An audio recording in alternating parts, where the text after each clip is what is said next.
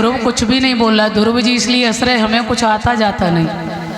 सुखदेव जी इसलिए हंस रहे हैं कि देवता कितने स्वार्थी हैं। देवता कह रहे ऐसा ध्रुव जी को जो मौका मिला ना, भगवान सामने खड़े और ये कुछ मांग ही नहीं रहा, अगर ये मौका मुझे मिल जाता ना तो वरदानों की लिस्ट पर लिस्ट लगा देता। सुखदेव जी कह रहे हैं जब भगवान मिल गए फिर क्या मांगना। थोड़ी पतली भगवान मिल गए तो क्या मांगना। पायो जी मैंने राम रतन धन पायो। प्यारे सज्जनों, इधर परीक्षित जी इसलिए हंस रहे हैं, हे सुखदेव जी महाराज, आपकी ऐसी कृपा हुई, आज आपके माध्यम से भगवान की सुंदर सुंदर झांकियों का कथा के माध्यम से मैं दर्शन कर रहा हूँ। सभी ऋषिगण इसलिए प्रसन्न हैं। हे परीक्षित लाल, यदि आपको श्राप नहीं लगा होता तो ये सुंदर सुखदेव के मुखार बिंद से कथा श्रवण करने का हमें अवसर। सब प्रसन्न है। भगवान ने वरदान दिया, ध्रुव जी को दर्शन दिए, कहा बेटा अपने राज्य में संभालो, जाके घर जाओ। ध्रुव ने देखो अभी तो आए थे मौसी का बदला देंगे, मगर भगवान का दर्शन करते ही मनोवृत्ति बदल गई। बोले प्रभु अब नहीं जाएंगे। भगवान बोले मन में तो कुछ और सोच के आए, अब तो भजन करेंगे। भगवान बोले करना, लेकिन अभी जाओ। आज भगवान का दर्शन किया है और ध्रुव जी अपने राज्य में आए हैं। भगवान अपने स्वधाम गए। सबसे पहले मौसी के दरवाजे पर गए हैं ध्रुव जी। मौसी को जाकर के प्रणाम किया है। मौसी ने देखा तो सुरुचि का हृदय जो है वो गदगद हो गया। शर्म से बड़ी ही लज्जित है, वो सर नीचा कर गई। सोचने लगी मैं तो सोच रही थी ये मर गया होगा, मगर ये तो वापस लौट के आ गया। बड़ी संकोच, बड़ा शर्म आ रही है। आज ध्रुव जी को गले से लगाया। ध्रुव ने कहा माँ तू नहीं होती ना तो मुझे भगवान नहीं मिलते। वो माँ है जन्म देने वाली, मगर तू धर्म की माँ है। तूने मुझे आशीर्वाद दिया माँ, आप ऐसे मत सोचो, ध्यान रखना। श्री सुखदेव जी कहते हैं राजन, सुरुचि स्वयं लेकर उत्तानपाद के पास में गई और माता पिता दोनों को वंदन किया। ध्रुव जी ने, पिता माता प्रसन्न हो गए, मेरा पुत्र लौट के आ गया। सारा राज्य ध्रुव को दिया और 1 वर्ष 2 वर्ष नहीं 36,000 वर्ष राज्य किया ध्रुव ने। एक दिन यक्षों के युद्ध में जब ध्रुव के मौसी का बेटा उत्तम जो मारा गया तो ध्रुव यक्षों को मारने चले तो मनु महाराज प्रकट हुए। मनु ने आकर के ध्रुव को ज्ञान दिया।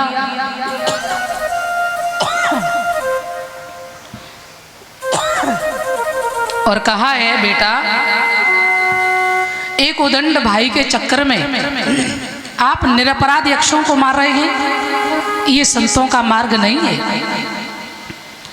बहुत सुंदर सत्संग सुनाया और ध्रुव जी को ज्ञान दिया। ध्रुव जी ने प्रणाम किया।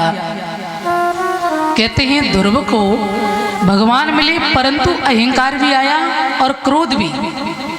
जब भगवान के धाम जा रहे हैं ना तो ध्रुव जी को वहां अहंकार भी हुआ कि मैं अपने खानदान में ऐसा हुआ जो मैंने अपने सारे खानदान का तारन तरन करा दिया। भगवान के धाम जा रहे हैं तो कहते हैं जिसने भगवान को पाया हो फिर उसके अंदर अहंकार कैसा, क्रोध क्यों। इसीलिए कहते हैं अभी ध्रुव ने भगवान को पाया तो है, लेकिन अभी ध्रुव को सत्संग नहीं मिला और बिना सत्संग के विवेक नहीं है। तो ध्यान देना, आज ध्रुव जी को जब मनु ने ज्ञान दिया, सत्संग सुनाया तो सच्चा ज्ञान समझ में आया और उन्होंने क्या किया, 36,000 वर्ष राज्य चलाकर भगवान के धाम जा रहे हैं। काली देवी आ रही हैं। ये कौन है? बोलिए मृत्यु है। भगवान के दिव्य पार्षदों ने कहा ध्रुव जी से इनसे कहो थोड़ा झुक जाएं। मृत्यु झुक गई, ध्रुव ने पैर रखा और भगवान के धाम गई। इसी को कहते जीते जी मुक्त होना। बोल गोविंद भगवान की। श्री सुखदेव जी सावधान करते हैं, ध्रुव जी के पुत्र हुए उत्कल, उत्कल के हुए अंग, अंग के हुए बेन, ये बैन जो है ना, ये बड़ा उदंड हुआ है। संतों ने श्राप दिया, इसकी मृत्यु हुई। फिर इसके शरीर का जब मथन किया गया है तो उससे स्त्री पुरुष का जोड़ा बनाया, जिससे भगवान पृथु का अवतार हुआ। भगवान के 24 अवतारों में एक पृथु अवतार है। और इनकी पत्नी जो है साक्षात लक्ष्मी स्वरूप अर्ची देवी। कहते हैं जब अधर्म होता है ना तो पृथ्वी जो है रसातल को जाने लगती है। आज पृथ्वी ने सारे बीजों को चुरा लिया और जैसे पृथु महाराज आए, उन्होंने देखा कि प्रजा में दुर्भिक्ष पड़ा है, सभी हैरान हैं, तो पृथ्वी से सारे बीजों को निकाला। जैसे तैसी जो जिस योग्य था दोहने वाले की व्यवस्था की और सारे बीजों को निकाला और सभी लोग प्रसन्न हो गए, पृथ्वी हरी भरी हो गई। श्री सुखदेव जी कहते हैं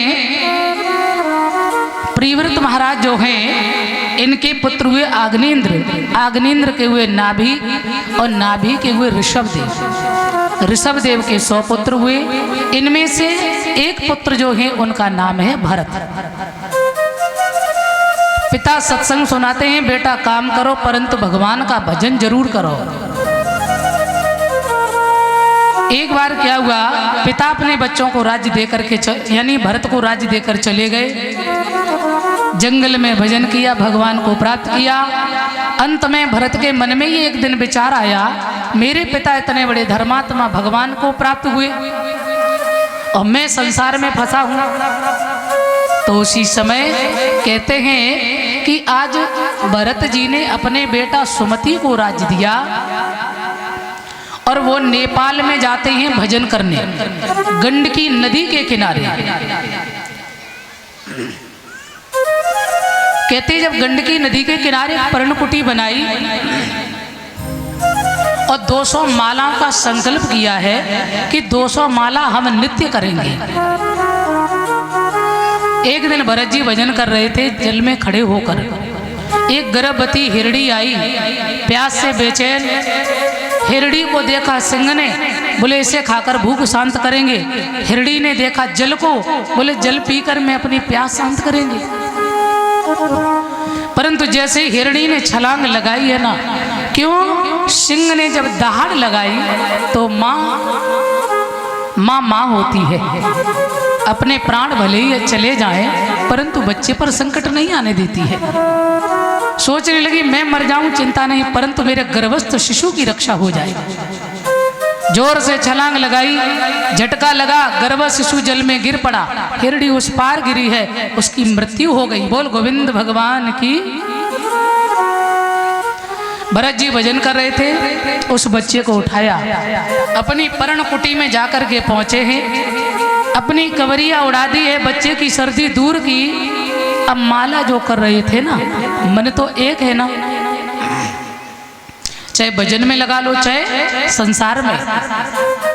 जहाँ 200 मालाओं का संकल्प था, 20 माला नाय बची।